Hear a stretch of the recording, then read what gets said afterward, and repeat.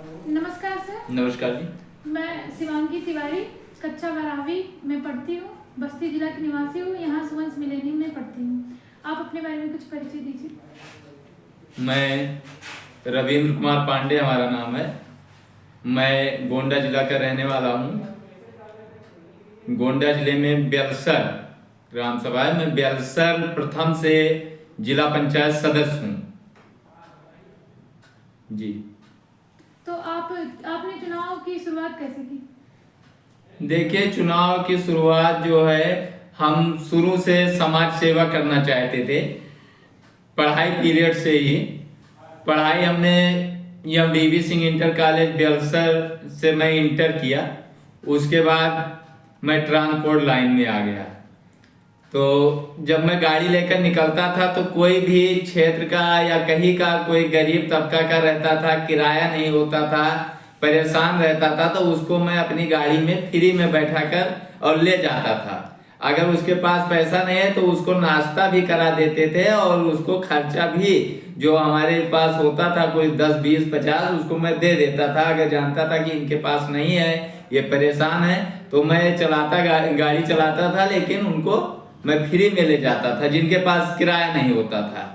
उसके बाद हमने फिर सोचा कि हमको समाज सेवा करना है तो कैसे आगे बढ़कर करना चाहिए। फिर वही से हम चुनाव की तैयारी शुरू किए। कुछ लोग कहे कि आप समाज सेवा कर रहे हैं तो आप चुनाव लड़िए। तो हमने कहा चुनाव में बड़ी दिक्कत होती है, झूठ भी बोलते हैं लोग, हम झूठ बोल नहीं पाएंगे।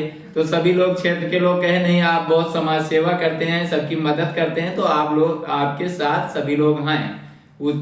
तो हम वही से तैयारी शुरू कर दिए चुनाव की, और क्षेत्र में आने जाने लगे, गरीबों की मदद करने लगे। फिर क्षेत्र की जनता हमको कहा कि चुनाव लड़िए आप, हम लोग आपके साथ हैं। फिर हम जिला पंचायत सदस्य प्रत्याशी हुए और क्षेत्र की जनता हमको भारी मतों से विजयी बनाई। सर, तो आप बेरोजगारी के बारे में क्या सोचते हैं, क्योंकि बेरोजगारी इस समय की सबसे अहम मुद्दा बना हुआ है? देखिए, बेरोजगारी के लिए क्या है कि सरकार व्यवस्था कर रही है, तमाम कंपनियां खुलवा रही है सरकार। कुछ कंपनी में जाते हैं, तमाम जगह निकाल रही है। उसके बाद सरकार लोन भी दे रही है, लोन से सभी लोग अपना बिजनेस करेंगे, रोजगार पाएंगे। यही सब व्यवस्था सरकार कर रही है।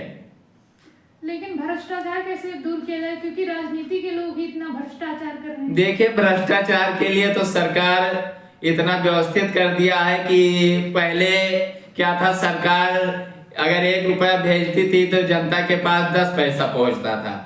आज क्या है कि सरकार 1 रुपया भेजती है तो पूरा 1 रुपया पहुंचता है उसके पास, भले ही वो निकाल कर दे दे, लेकिन उसके खाते में 1 रुपया पूरा पहुंचता है। पहले क्या था, क्षेत्र में जैसे कोटेदार लोग गल्ला की वितरण करते थे, वह मनमानी ढंग से कभी बांटते थे, कभी नहीं बांटते थे। अब व्यवस्था कर दिया है कि जब तक अंगूठा नहीं लगाएंगे तब तक गल्ला कोटेदार का नहीं पास होगा। वो अंगूठा लगाएंगे तभी उनको गल्ला मिलेगा। तो अब पूरा गल्ला भी मिल रहा है जनता को, और चाहे जहाँ है खाते में ही डायरेक्ट पैसा सरकार देती है। और शिक्षा के बारे में क्या सोचते हैं, क्योंकि शिक्षा से ही समाज में सुधार हो सकता है? देखिए, शिक्षा के बारे में सरकार बहुत से कॉलेज बनवाई है और व्यवस्था कर रही है, शिक्षा चल रहा है। कुछ व्यवस्था है अभी कि जो नर्सरी से कक्षा 1 से 5वीं तक विद्यालय है, वहाँ व्यवस्था कुछ जर्जर है अभी, लेकिन उसके बारे में सरकार काम कर रही है, वो भी जल्द सुधार कर लिया जाएगा। और स्वास्थ्य के बारे में? स्वास्थ्य के बारे में तमाम हॉस्पिटल खुल रहे हैं, मेडिकल कॉलेज बन गए हैं, व्यवस्था कर रही है उसमें भी सरकार। और कुछ जो कमियां है उसको तो दूर कर रही है धीरे धीरे। कमियां तो हर चीज में कुछ ना कुछ रह जाती है, लेकिन ये सरकार बहुत अच्छा कार्य कर रही है इस समय। और इस समय राम जन्मभूमि की जो प्राण प्रतिष्ठा है, उसमें आप किस प्रकार योगदान दे रहे हैं? ये राम जन्मभूमि प्राण प्रतिष्ठा जो होना है 22 जनवरी को, ये तो सरकार की देन है, मोदी सरकार की।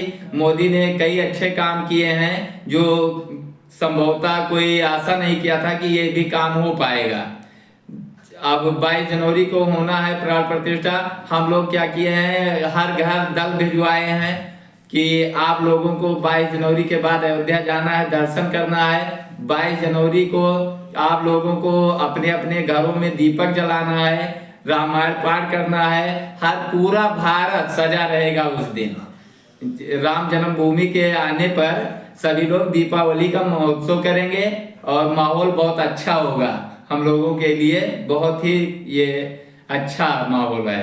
आपने मोदी जी की बात की, तो एक बात और भी है कि मोदी जी ने एक स्वच्छता अभियान की शुरुआत की है। जी जी। तो उसमें आप किस प्रकार योगदान दे रहे हैं? देखिए, स्वच्छता अभियान तो चलाना बहुत अच्छी मुहिम है, क्योंकि अगर स्वच्छता रहेगी तभी घर खुशहाल होगा, परिवार सुखी होंगे, परिवार में ये जो बीमारियां होती है ये सब दूर हो जाएगी। तो स्वच्छता तो रखना ही चाहिए।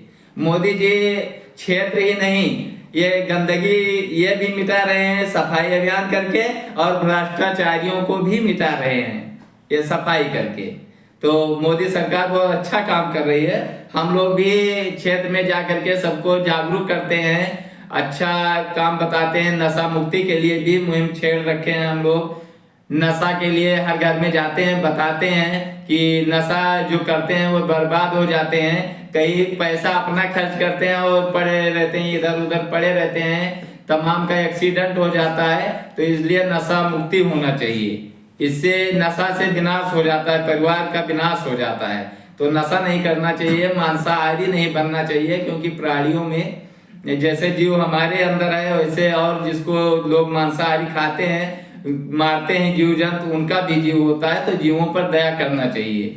इससे नुकसान होता है, जो लोग मांसाहारी होते हैं उनके शरीर में बहुत ही दुष्प्रभाव प्रकट होता है। तो इसलिए इसका भी मुहिम हम लोग छेड़ रखे हैं। दूसरा है कि दहेज जो है, दहेज प्रथा लोगों में, तो उसके लिए भी हम लोग मुहिम छेड़ रहे हैं कि दहेज नहीं लेना चाहिए। हमारे यहाँ भी लड़कियां हैं, आपके यहाँ भी हैं। जैसे हम दहेज मांग रहे हैं कि इतना लेंगे, लड़कियां निराश हो जाती हैं, वो आगे नहीं बढ़ पाती हैं। दहेज के चक्कर में लोग निराश हो जाते हैं, लड़कियां घर में पैदा होती हैं।